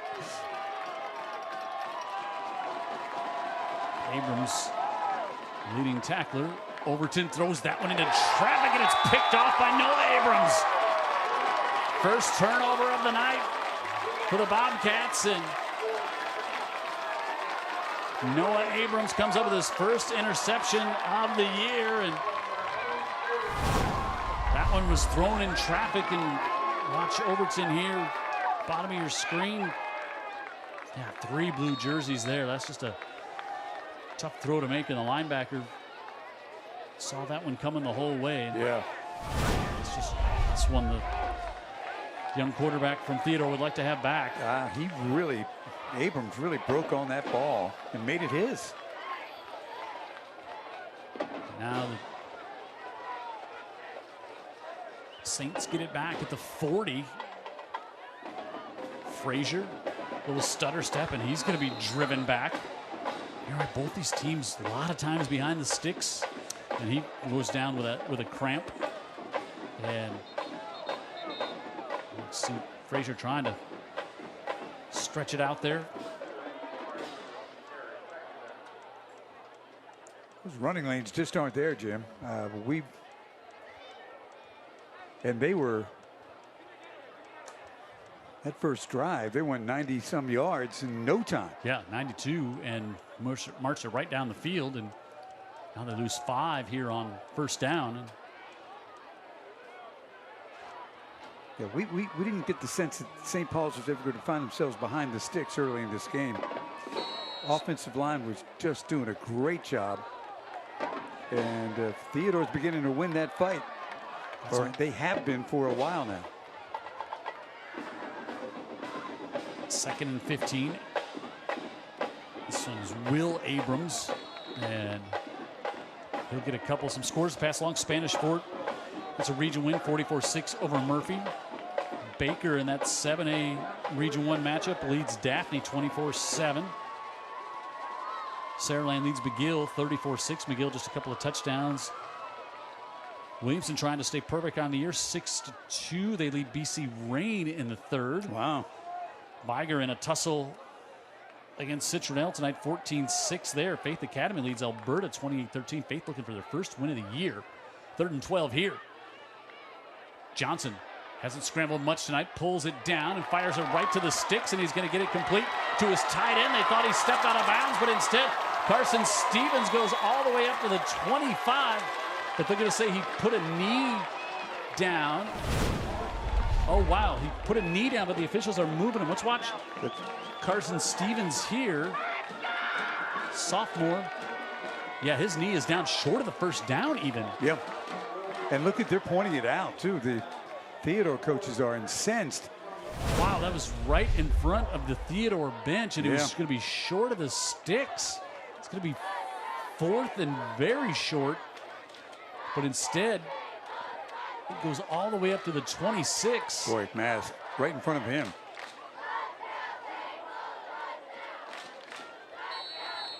And going to have to take a timeout. The Saints are here. Watch, as you see, they upset Steve Mask here. Watch Carson Stevens. He was pretty surprised. Nobody was around and puts the knee right down.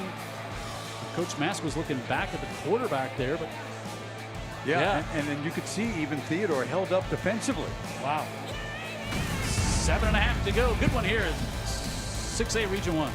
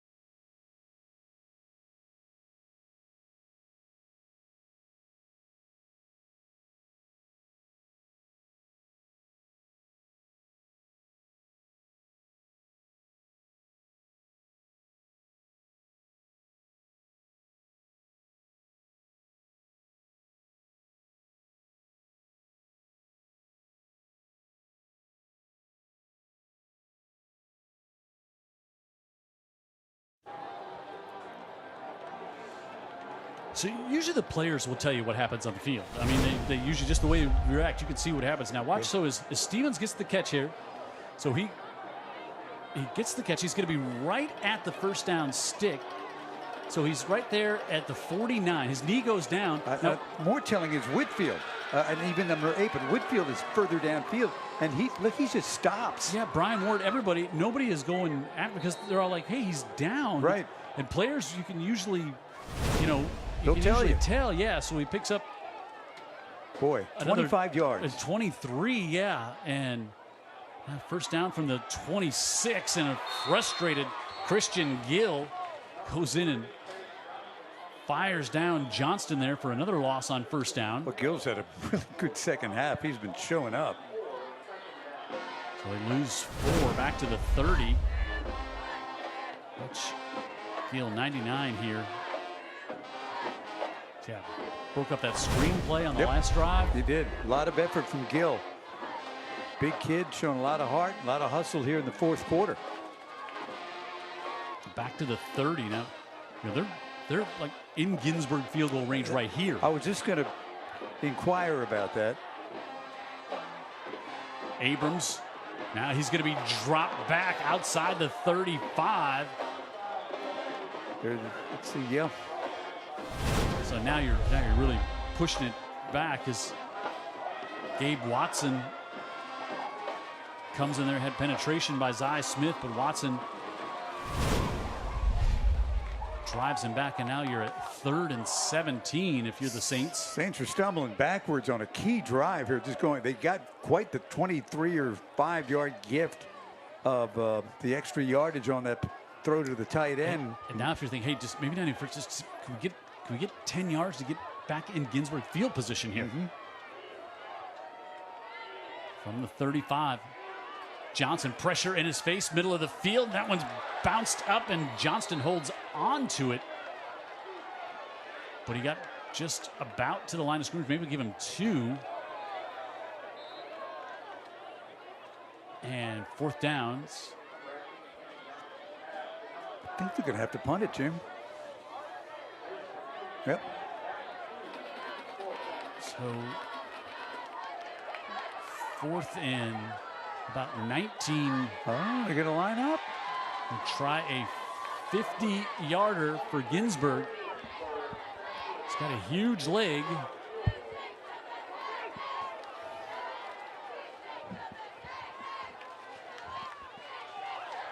Ginsburg, this one goes high and looks like it'll be a little short, and Theodore going to return it. Oh, they wanted to return it out of the end zone. But you miss the field goal, you get the ball back at the 20, so that's pretty smart play on a missed field goal. Yep. 14-7, good one here. 5:48 to go at St. Paul's.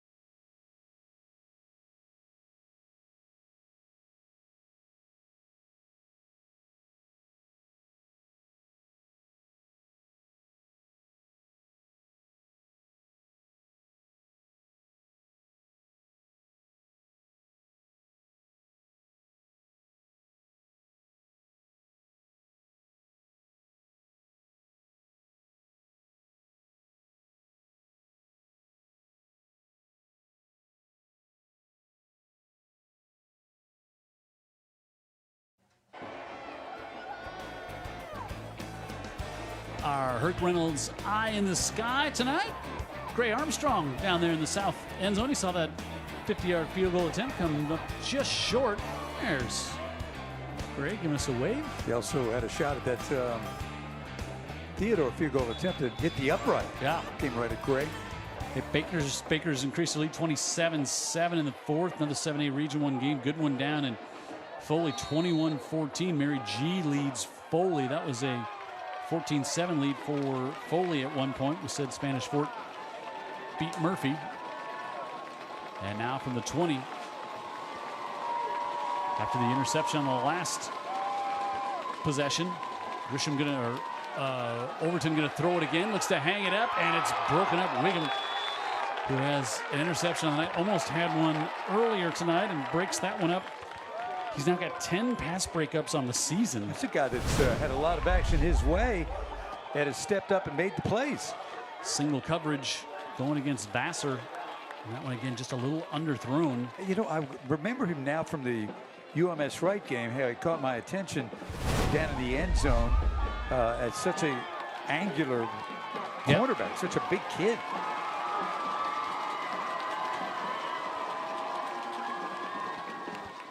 Give it off to Bush, and Bush trying to push ahead. He'll get 3, 3rd and 7 coming up here for Theodore. Is we're inside 5.5 to go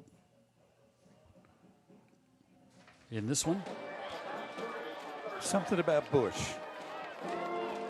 He's shown some explosiveness in the. He's just didn't get to the edge, right? He didn't get to the edge. He's a really good player. Saints crowd here trying to cheer on their unbeaten home team here to come up with a 3rd down stop. We've had no points in the second half.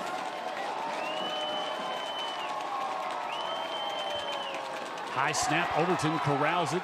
Now he's going to scramble out, pressure coming from the backside, fires it, able to get it off complete, but Vassar going to be short of the 1st down. And credit Overton with a good job just to make that snap, get away from the pressure and get it complete to the near side. But from the 25, 4th and 5. And I'm not sure Steve Mask is going to go for this one right here, Dan Brennan.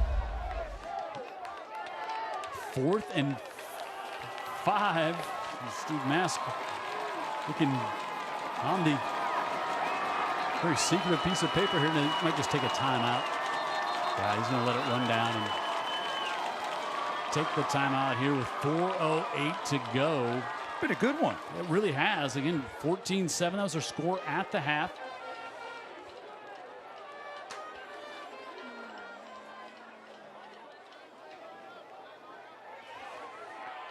Appreciate everybody that brings you Friday Night Rivals on UTV 44 here in Mobile, including local 119 plumbers, pipe fitters, and service techs. Tonight's game also brought to you by Herc Reynolds Solutions and by United States Coast Guard.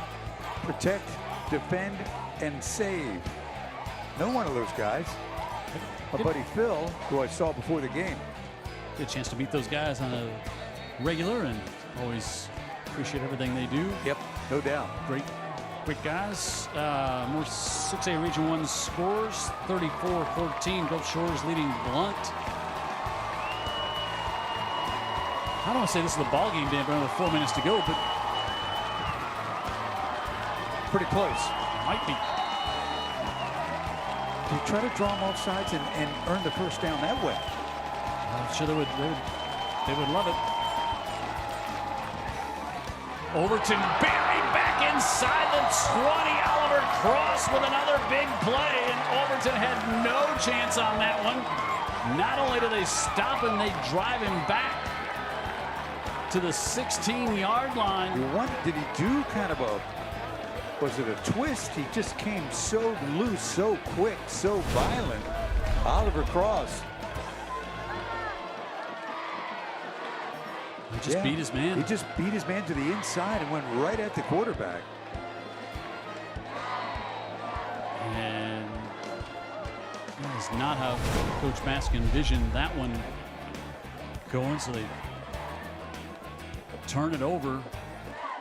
And again, at last, all those yards still in play that were picked up after we thought the St. Paul player Stevens was down, and now trouble on the snap is Jones. They bring in a quarterback. I think it's some Wildcat here, just kind of run down some time, and they were in the Dr. Pepper Maroon Zone, and now they're back to the 27. Yeah, last year against UMS Wright, same thing happened, a little bit different, but they snapped it over his head and they were like a 1st down away from winning that game. That just kind of extended things a little bit last year. So not exactly the same thing that happened, but Jones mishandles it and Tank ends up with a pretty sizable loss. And this just gums up whatever plans they had to run out the clock and or score. Yeah, Theodore has just one timeout left. Now Johnston will keep it. He bounces it to the outside, and Johnston with that speed Denver has been talking about dives, and he's going to be at the 2, but there's a flag back at the 17. There's one at the 14. Well, you saw the burst when he got to the edge. Yeah, just waiting to watch him carry it a few more times tonight, because you never know when you have an athlete like that when it's all going to happen. But it looks like the reason they sealed off the edge, Jim, they may have had some illegal blocks. Sean Kelly, referee, they've done a really good job, the crew here tonight. Well, maybe the one on the far side they'd like to review. Might have missed that one. Yeah.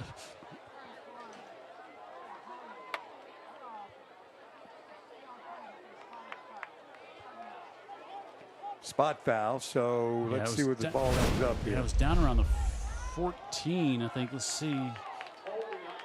Watch Johnston. Oh, yeah, right there. That was, Carson Stevens held him, so they'll say it was about the 17. They put it back at the 27. 2nd and 20. Clock running, and St. Paul's no interest in doing anything but wind the play clock down to 5. And they'll stay with Johnston. Gives it off Abrams, and Will Abrams to the 25. Now you take your timeout here if you're Steve Mask. Let's see. He does take it. So his last time out with 3rd and long coming up here, but again, you got Ginsburg with the huge leg. Yeah, he could change the scoreboard here. So tonight's game brought to you by Dr. Pepper, Mobile County Sheriff's Department. Also by Greer's, IABW 505, Dean Waite Injury Attorneys, McMurphy Orthodontics, Roof Doctors, Local 119 Plumbers, Pipe Fitters, and Service Techs, Herc Reynolds, United States Coast Guard, and AMS Calvert. Thanks to our great partners here on Friday Night Rivals with 2:34 to go. Jim Cox, Dan Brennan.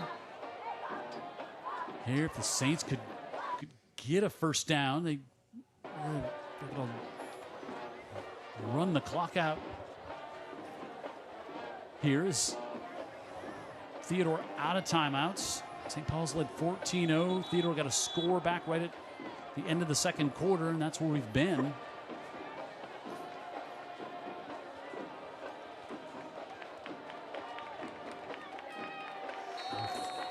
Third and 17, and they'll stay with Johnston, which tells me they're going to keep it on the ground, try for a field goal, and give it off to Frazier right up the middle, and Frazier up to the 19.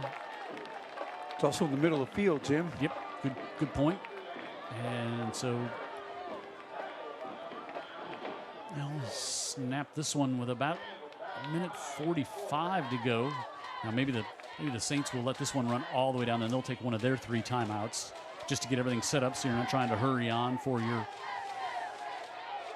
long field goal attempt. Did we not see the most extraordinary case of hurrying up to kick a field goal the last time we were here against UMS Wright? But Ham Barnett's just going to let it run all the way down. He's got 3 timeouts remaining here. As soon as the play clock hits 1, he's going to take it. Coming up before we get out of here tonight, we'll give you a player of the game brought to you by Dr. Pepper. And down to 147 here, so it would be a 37-yard field goal attempt from here. And Steve Match was talking about this young guy before the game. Yep. We were out there, and of course during warm-ups you have the kickers are doing their things, punters doing their things, among other. And he was catching our eye, and Steve was saying, yeah, he was an 8th grader. He said he was kicking like that when he was in 8th grade. Yeah. And he's been on this team, this varsity roster, and had that 50-yarder come up just a little short, but this one would go a long way in sealing this away to move it to a double-digit advantage, but you also worry about the potential of block or something like that. Not as long kick, so it doesn't have to be as low. The 50-yarder, of course, you got to have a lower trajectory. But you just think that the Saints are, pretty buttoned down on special teams. Ginsburg with the big leg, and this one a 37-yard attempt to try to get the lead to 10.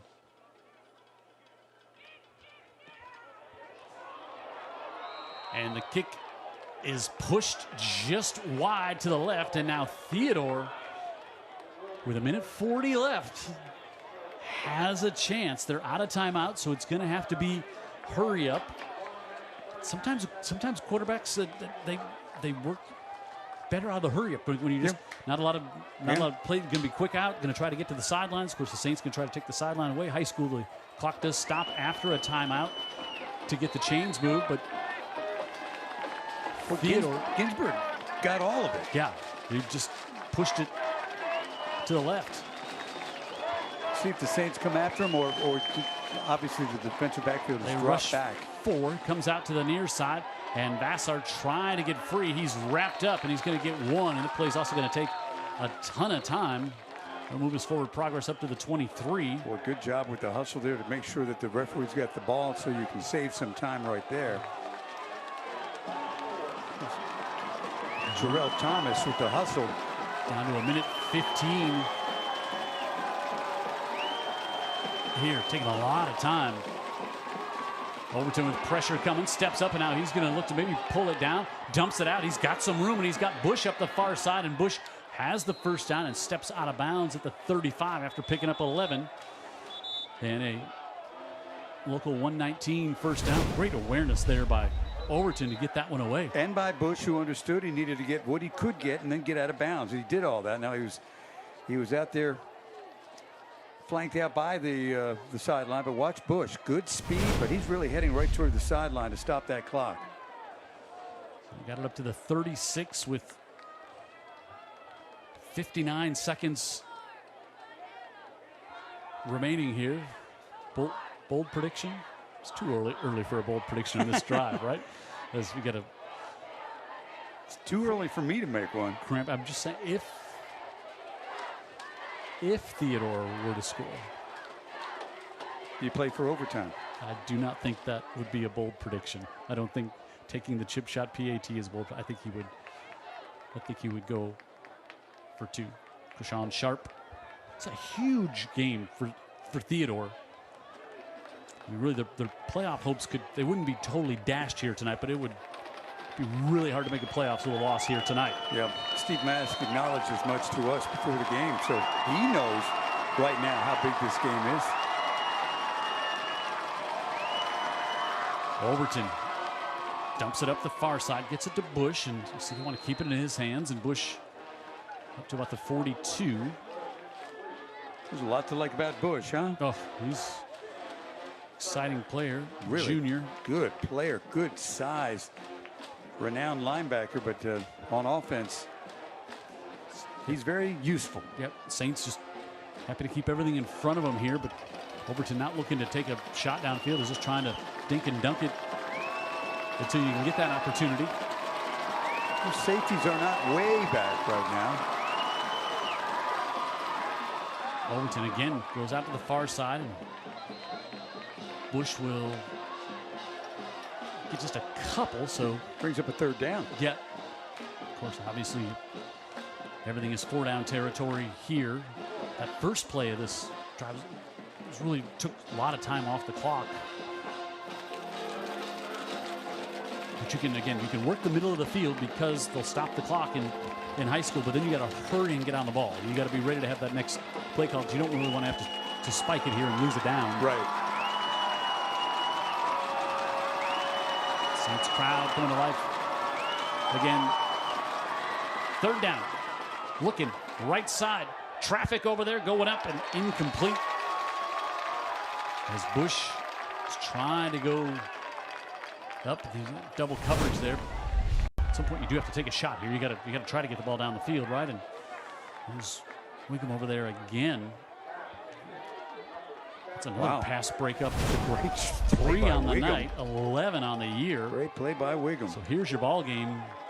If you're Theodore, you've got to convert on first down. Otherwise, this one is over.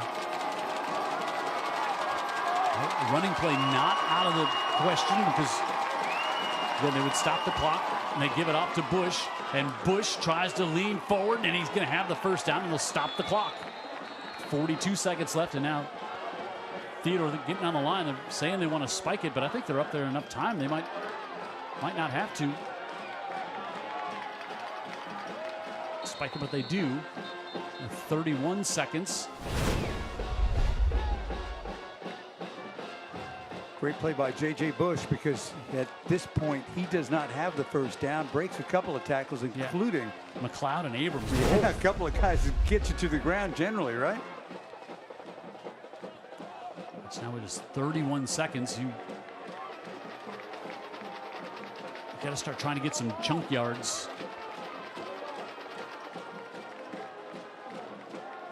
Here at some point.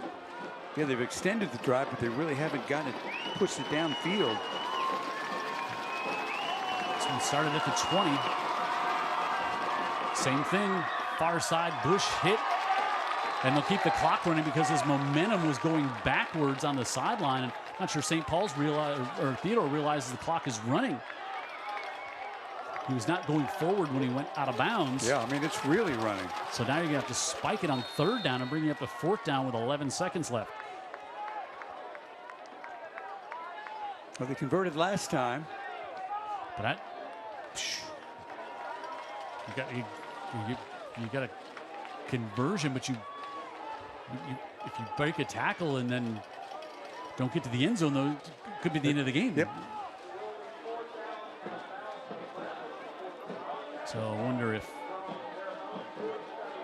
St. Paul's will maybe thinking they might take it, see how they come out of lined up, maybe they would take a timeout to. They're going to let them get after. Now they have to hurry because play clock is down to 2. Come out of a timeout. They barely get it off. Overton, right side, heaves that one up. And it's incomplete. No flags, and St. Paul's is going to hold on and come up with a big Region 1 victory here tonight by a final score of 14-7. Both defenses playing well here tonight, and St. Paul's is going to hang on, and they're going to stay perfect in the region. They're going to stay perfect on the season,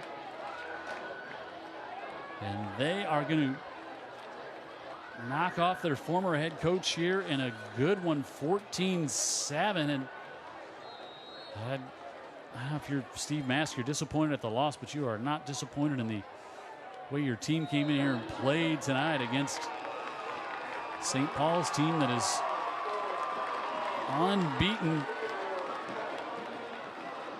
And our player of the game here tonight, disrupting a lot of things defensively, Oliver Cross for the Saints. 3 sacks on the night. And he was a force defensively for this St. Paul's team, and their defense holds Theodore to just 7 points on the night. And Oliver Cross, the Dr. Pepper player of the game. And St. Paul's with the win at home. And when we come back, Dan Brennan will be down there with Ham Barnett. Final score here tonight, 14-7. St. Paul's still perfect here on the season.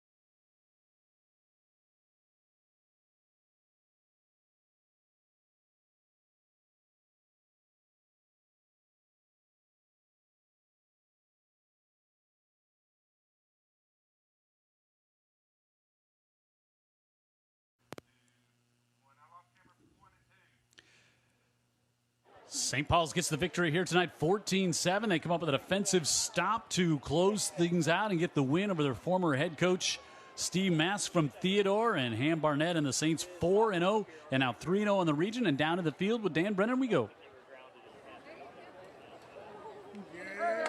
Ham Barnett and family. Of course. Congratulations on the big win, Coach. Thank you so much. It was a huge win for our program. Knocking off a powerhouse like Theodore at 6A Region 1, you need those wins. There wasn't anything particularly easy about what happened tonight. I mean, that was a fight. Yeah, our kids don't like to make it easy. I felt like we're up 14-0, and if we score again in that first half, I think the game's out of hand.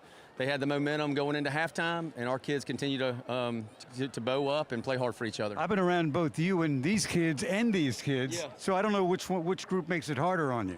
Well, I think at home it's a little hard, but I love them so much. But these boys right here, I'm super proud of these guys. They bought into everything we've talked about, and they've been with me for a while now. And so I love them. I love them with all my heart. I can tell you do. Congratulations, Dr. Pepper's on hand as well. Great game, Coach. Congratulations. On behalf of Dr. Pepper and Coca-Cola, here's your Friday Night Rivals trophy. Amen. I love it.